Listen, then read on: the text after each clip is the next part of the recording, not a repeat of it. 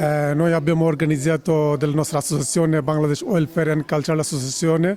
Questa è una grande associazione in comunità bengalese che noi siamo qua in Monfalcone quasi 5.000 abitanti adesso. Che i nostri bambini che sta crescendo qua, noi abbiamo fatto una doppia scuola che noi abbiamo insegnando a questi bambini lingua madre pure, quasi 120 bambini. Poco spazio faccio noi frequentemente, no? Qualche gruppi divido, poi faccio queste iniziative di lingua bengalese per sapere, per capire come origina lingua madre bengalese, no?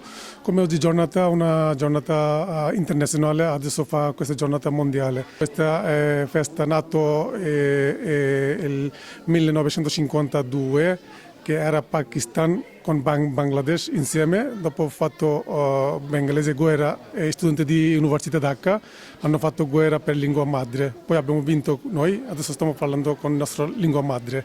Noi siamo contenti, anche salutiamo quelli caduti che hanno caduti quel giorno, Salam, Jabbar, così tanti studenti di Dhaka Università hanno caduti questo giorno. Noi sempre salutiamo questi giovani.